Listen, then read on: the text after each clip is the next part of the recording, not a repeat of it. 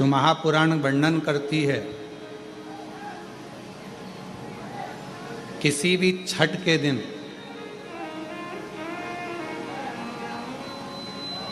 चाहे अंधेरी की छठ हो, चाहे उजाले की छठ हो, किसी भी छठ के दिन अगर षडानंद कार्तिकेय जी महाराज का नाम लेकर 6 बेलपत्र और उस 6 बेलपत्र पर 6 दुर्वा, 6 पुष्प, 6 अक्षत के दाने रखकर षडानंद कार्तिकेय बाबा के स्मरण कर कर शिवलिंग की जो जलाधारी है उस जलाधारी पर जहाँ अशोक सुंदरी का स्थान है उसी के पास में कार्तिकेय जी का स्थान है।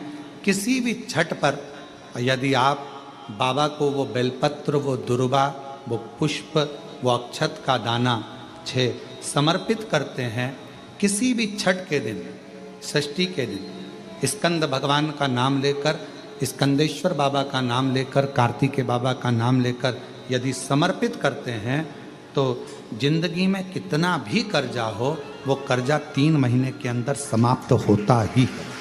कितना भी कर्जा, साथ में आपका परिश्रम, साथ में आपकी मेहनत और आपकी दृढ़ता। क्या होता है, लोग सोचते हैं कि हमने शंकर जी को बेलपत्र समर्पित कर दी तो कर्जा चूकेगा, पर साथ में मेहनत भी करना। अगर आप मानते हैं कि पूरी कथा का इसमें कई दुनिया के कई लोग हैं हमारी कथाओं को आधा काटते हैं आधा भेज देते हैं। गुरुजी ने कहा कि बेलपत्र पर शहद लगाकर चढ़ाओ, पर गुरुजी ने साथ में कहा कि रात दिन एक करो, पढ़ाई पूरी करो, आधी बात काट देते, आधी बात दिखा देते, पर उसका हमको कोई फर्क नहीं पड़ता है। आग लगे बस्ती में अपन रो, उसका हमको कोई फर्क नहीं पड़ता, क्योंकि दुनिया का काम है गलत चीजें जनमानस में देना जिससे बदनामी हो, अपशब्द बोले जाए, ताने दिए जाए, गालियां दी जाए, ये दुनिया की रीति है। बहुत आते हैं दिन भर में, कहीं कोई दबाव देने के लिए आता है, हम तुम्हारी बदनामी करेंगे, हमको 1 करोड़ दो, हम ये छब्बा देंगे, हम वहाँ से आएंगे, हम ऐसा कर जाएंगे, हम वैसा कर जाएंगे। बहुत आते, दिन भर का काम है इनका, रोज का यही काम है, हमें ये करो, हमको वो करो।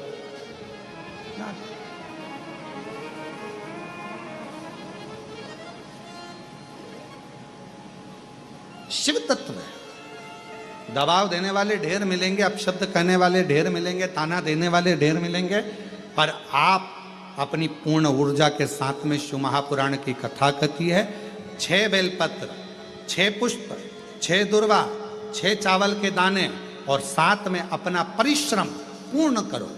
छठ के दिन स्कंद भगवान का नाम लेकर, स्कंदेश्वर का नाम लेकर भगवान शंकर के जलाधारी पर समर्पित करो, शिव जी से प्रार्थना करो और अपनी मेहनत को 4 चांद लगाओ। कर्जा चूकेगा जरूर, समाप्त जरूर। कर्जा का मतलब ये नहीं है कि आप कर्जा करे हो तो मेरे से बन नहीं रहा, मेरे प्राण छूट जाए तो अच्छा, मैं तो मर जाऊं, मैं टेंशन में हूं, मैं डिप्रेशन में हूं, बहुत परेशान हो गया, ऐसा हो गया। ना ना, दुख आता है, जब सुख आया, सुख चले गया तो दुख आएगा, तो दुख भी जाएगा, दुख भी समाप्त होगा, उसमें क्या विचार कर। ऐसा तो नहीं है कि दुख समाप्त नहीं होगा, दुख नहीं जाएगा, सुख आया है। जब हमारे अच्छे दिन अगर समाप्त हुए हैं तो दुख भी समाप्त जरूर होगा, फिर वापस सुख आएगा। थोड़ा हिम्मत, थोड़ा धैर्य, थोड़ा हृदय पर भाव एकाग्रित करो कि नहीं नहीं, मेरा शंभु, मेरा शंकर, मेरा त्रिकालदर्शी, मेरा कैलाशी, मेरा अविनाशी, मेरा शिव मेरा दुख काट। अगर बृहस्पति नहीं चमके तो बृहस्पतेश्वर महादेव, जहां पर बैठकर बृहस्पति भगवान ने शंकर भगवान की आराधना करी है। रोज गंगा जल जाना, गंगा जल लेकर आना, शिव जी की आराधना करना, एक शिवलिंग का निर्माण करा, उसकी आराधना में बृहस्पति भगवान डूब गए, उसकी आराधना में बृहस्पति महाराज निरंतर लगे रहे और इतनी आराधना बृहस्पति महाराज ने करी, इतनी आराधना कर बृहस्पतेश्वर महादेव काशी में विराजमान। कौन से महादेव? जम के बोलिए जरा। बृहस्पतेश्वर महादेव काशी में विराजमान है।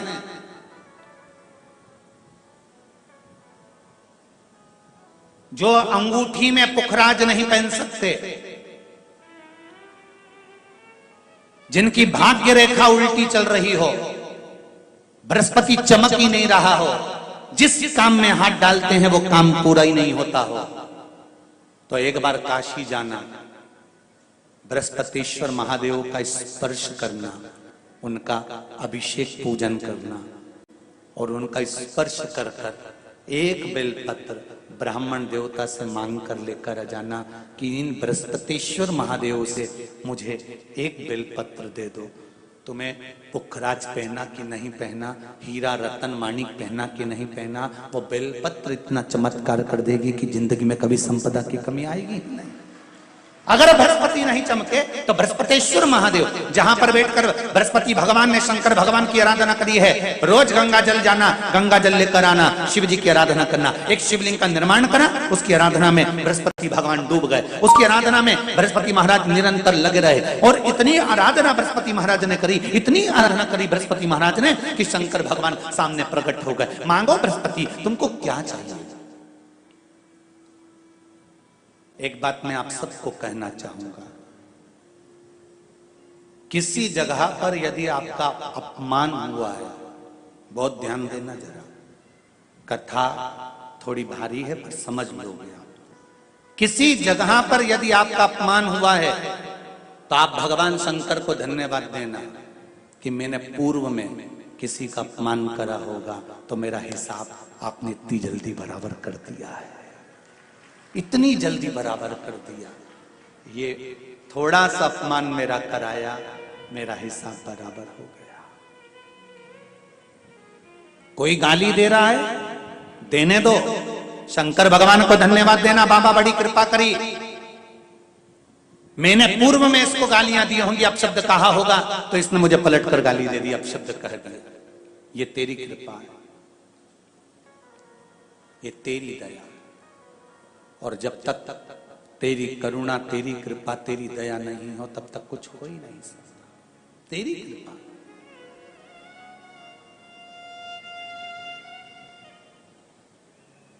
भगवान से कहो, हे देवाधिदेव महादेव, मैं ये नहीं कहता कि मुझे रोने मत देना, क्योंकि कर्म का भोग तो मुझे भोगना पड़ेगा। देवाधिदेव महादेव से कहो, हे देवाधिदेव महादेव, मैं ये नहीं कहता कि मुझे रोने मत देना, पर इतना जरूर कहता हूं, तेरे सिवा किसी दूसरे के आगे झुकने मत देना, बस इतनी कृपा कर। दुनिया के लिए बहुत कुछ करा, परिवार के लिए, कुटुंब के लिए, सबके लिए बहुत कुछ करा, पर आपको यश नहीं मिल रहा, तो बेलपत्री के पेड़ के नीचे हल्दी का शिवलिंग का निर्माण करो। हल्दी पिसी हुई हल्दी का शिवलिंग का निर्माण करो, उसका पूजन कर कर, घी का दिया लगाकर भगवान शंकर की वही हल्दी का शिवलिंग का तिलक अपने हृदय पर, चाहे पुरुष हो चाहे स्त्री हो, अपने हृदय पर कंठ के पास उस तिलक को लगाएं और बाबा का विसर्जन उसी बेलपत्री के पेड़ के नीचे जल डालकर कर दे। महाराज, यश मिलना प्रारंभ हो जाता है। केवल ये यश के लिए ही नहीं होता, इसका एक क्रम और है। मान लो आप किसी मीटिंग में बैठे हो, किसी अच्छी जगह पर बैठे हो, किसी कंपनी के इंटरव्यू में बैठे हुए हो, कोई कंपनी आपके कॉलेज में आई है और आप उसमें सिलेक्ट नहीं हो रहे, तो उसके लिए भी ये कार्य पूर्ण है, उसके लिए। और ये कहां पर भी काम आता है महाराज।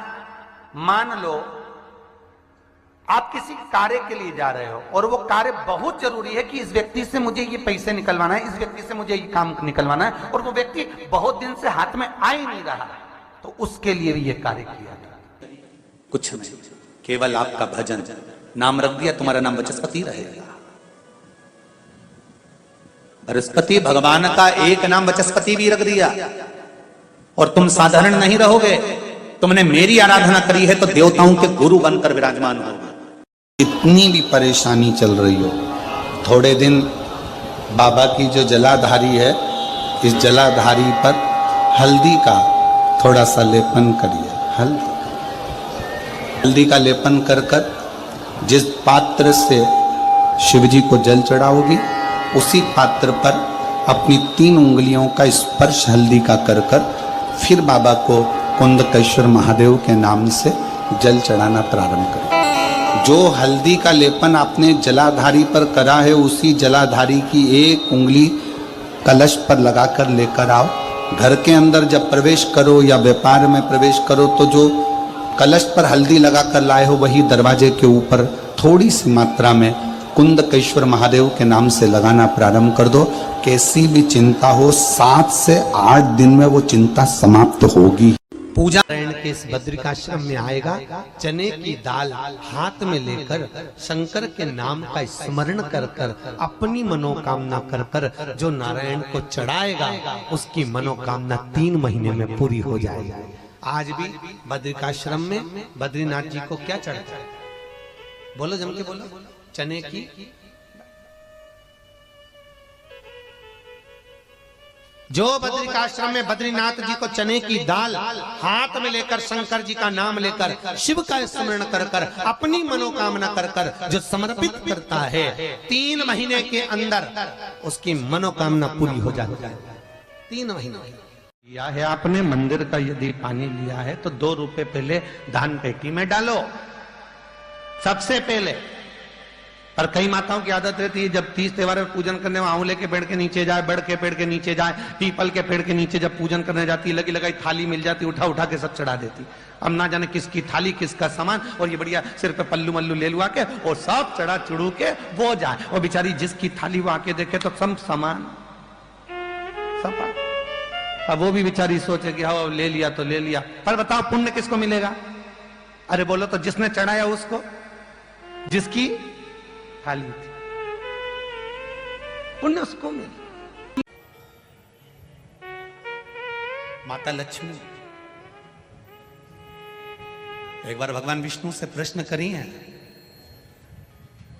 कि ये सारा ठाट भगवान नारायण आपको बैकुंठ का राज्य कैसे मिला?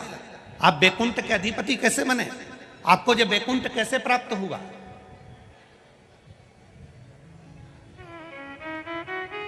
राम जी महाराज, भगवान विष्णु आप राम जी के अवतार हुए, राम जी बनकर आपने अयोध्या का राज्य भोगा, कृष्ण का अवतार लिया, द्वारका का राज्य भोगा, मथुरा का राज्य भोगा, ब्रज का राज्य भोगा। आखिर आपको ये राज्य हर घड़ी, हर पल, हर क्षण कैसे प्राप्त होते हैं? किस तरह से? भगवान विष्णु से माता लक्ष्मी ने प्रश्न करा है विष्णु पुराण के अंतर्गत और कुर्म पुराण में भी, कुर्म पुराण में भी इसका वर्णन प्रश्न किया। यह आपको सुख कैसे मिल जाता है? आपको बैकुंठ का राज्य मिल गया, आपको द्वारका का राज्य मिल गया, आपको अयोध्या का राज्य मिल गया, आपको रावण की लंका दूसरे की थी वो लंका का राज्य आपको प्राप्त हो गया। ये कैसे प्राप्त हो जाता है? भगवान विष्णु ने अपनी धर्म पत्नी माता लक्ष्मी से कहा, लक्ष्मी मैं प्रतिदिन शंकर के शिवलिंग की आराधना करता हूं। लक्ष्मी जी ने कहा, क्या नाथ मैं शिवलिंग की आराधना कर सकती हूं? क्या मैं शंकर के शिवलिंग का पूजन कर सकती हूं, उसकी आराधना कर सकती हूं?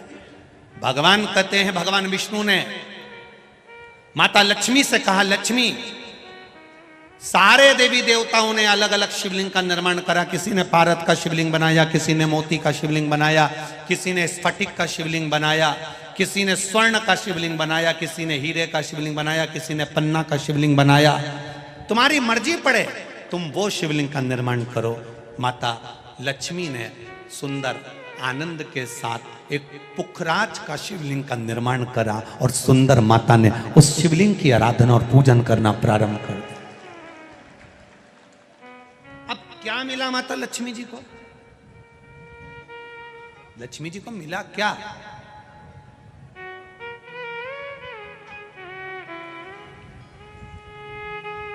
क्या प्राप्त हुआ माता लक्ष्मी जी?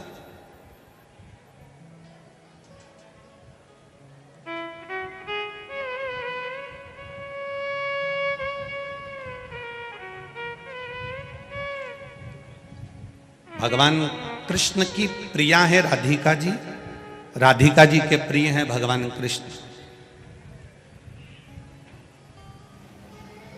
राम जी को बीच में कुब्जा भी मिली, सुपनखा भी मिली, पर मेरे नारायण को बहुत कुछ प्राप्त हुआ, पर आज भी लक्ष्मी जी को क्या मिला है?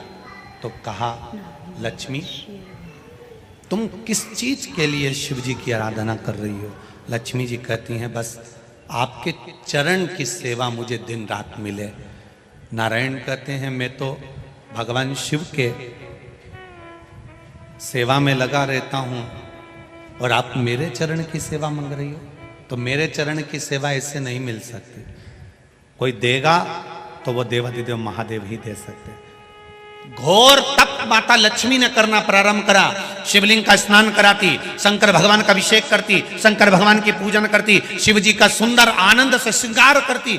मेरे देवाधिदेव महादेव, मेरे काल अधिपति महाकाल राजा, मेरे विश्वनाथ भगवान स्वयं उस शिवलिंग में से प्रकट होकर बोले, लक्ष्मी तुम्हें क्या चाहिए? लक्ष्मी जी कहती हैं, प्रभु आपने मेरा विवाह नारायण के साथ तो कर दिया, पर नारायण दिन रात आपकी सेवा में लगे रहते हैं, तो उनके चरण मुझे नहीं मिल पाते। शंकर भगवान ने कहा, मैं वचन देता हूं लक्ष्मी, तू नारायण के चरणों में सदा विराजमान मिलेगी।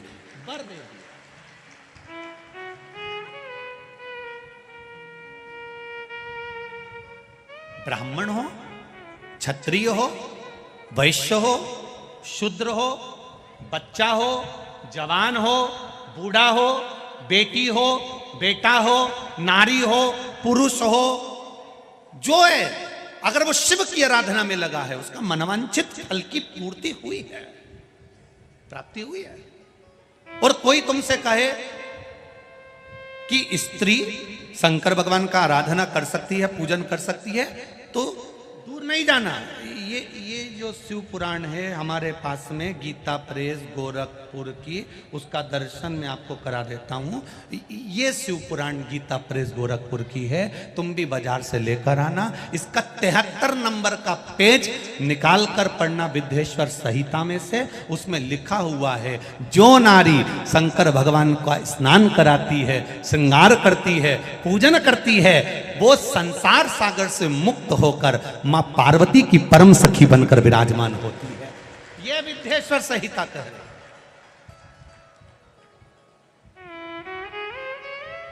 और इसी शिव महापुराण का 73वें नंबर का पेज पढ़ने के बाद में 75 नंबर पेज को पढ़ना विद्येश्वर संहिता का।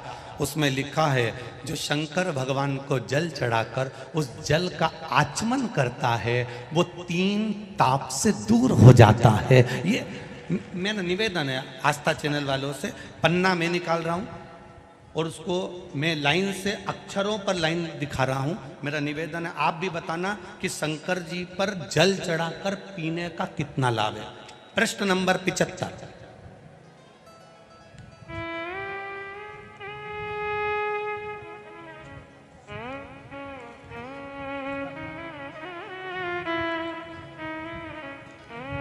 अब आस्था चैनल से निवेदन है, और आप सब भी एलसीडी पर ध्यान देंगे, और अपने अपने मोबाइल पर भी, जितने लोग टीवी पर कथा सुन रहे हैं वो, मोबाइल पर सुनने वाले वो, जो लोग कहते हैं शिव जी पर जल चढ़ा हुआ नहीं पीना चाहिए, उसके लिए मेरे वेद व्यास जी लिख रहे हैं, पेज नंबर 75 विद्येश्वर संहिता। ध्यान रखिएगा, जो मनुष्य, उंगली पर ध्यान देंगे जो टीवी पर चल रही है, जो मनुष्य शिवलिंग को विधि पूर्वक स्नान कराकर उस स्नान के जल का 3 बार आचमन करता है, उसके कायिक, वाचिक और मानसिक तीनों प्रकार के पाप शीघ्र नष्ट हो जाते हैं। ये शिव पुराण। अब शंकर भगवान के शिवलिंग पर चढ़ा हुआ नैवेद्य, शंकर भगवान के शिवलिंग पर चढ़ा हुआ प्रसाद खा सकते हैं कि नहीं खा सकते? कोई कहता है महाराज जी स्वान की योनि हो जाएगी, कुत्ता बन जाओगे, कोई कहेगा ये बन जाओगे, कोई कहेगा वो बन जाओगे। अब उसको पढ़िए, पेज नंबर 75 शिव महापुराण विद्येश्वर संहिता। मेरी उंगली चल रही, वहां पर ध्यान देना। भगवान शिव का नैवेद्य अग्रह है। इस भगवान भावना को मन से निकाल दें कि शिव जी का चढ़ा हुआ प्रसाद नहीं खाया जाता, ये भावना मन से निकालें। शिव के नैवेद्य को देख लेने मात्र से भी सारे पाप दूर हो जाते हैं। खाने की तो बात ही दूसरी है। अब क्या लिखा है अगली लाइन, उसको खा लेने पर तो करोड़ों पुण्य अपने भीतर आ जाते हैं। आए हुए शिव नैवेद्य को, जो शंकर का प्रसाद है, शिव जी पे चढ़ा हुआ नैवेद्य है, अगर वो आपके सामने आ जाए उसको सिर झुकाकर प्रसन्नता पूर्वक खा लेना चाहिए। जो शंकर के चढ़े हुए नैवेद्य को ये कह देता है कि थोड़ी देर से खाऊंगा, वो पाप में लिप्त होता चले जाता है। यहां तक उसका वर्णन किया, वो मनुष्य पाप में बंध जाता है। इसलिए शंकर को चढ़ा हुआ नैवेद्य, भगवान का बस केवल नैवेद्य का दर्शन ही हो जाए तो जीव कोटि कोटि पुण्य प्राप्त कर लेता है। वो शिव तत्व है, ये शिव महापुराण है। अब आज के जमाने में नए नए पंथ बन गए, नए नए पंथ चल गए, तो उन्होंने अपने को उठाने के लिए शंकर जी की निंदा कर दी। शिव जी के मंदिर मत जाना, शंकर का प्रसाद मत लेना, शिव जी को देखना मत, शंकर के द्वार मत जाना। हम किसी पंथ की पुस्तक की बात नहीं करते, क्योंकि सबने अपने अपने पंथ बनाए तो सबने अपने अपने भाव से लिखा। हम वेद व्यास जी ने जो विद्येश्वर संहिता में लिखा, उस शिव महापुराण का वर्णन करते हैं, जो आपने 75 number page Gita press Gorakhpur की शिव महापुराण पुस्तक का आनंद करते हुए इस पुराण में पढ़ा। विद्येश्वर संहिता स्मरण। भ्रांति निकालो मन से। लोग भटकाएंगे, लोग तुम्हें भ्रमित करेंगे। तुम शंकर जी की आराधना करने लगोगे, भगवान का भजन करने लगोगे, भक्ति में डूबने लगोगे, डूबने लगोगे, डूबने लगोगे, डूबने लगोगे, तो लोग तुम्हें भ्रम उत्पन्न करेंगे। शंकर मंदिर मत जाना, शिव जी का प्रसाद मत लेना, शंकर जी पे चढ़ा हुआ जल मत पीना।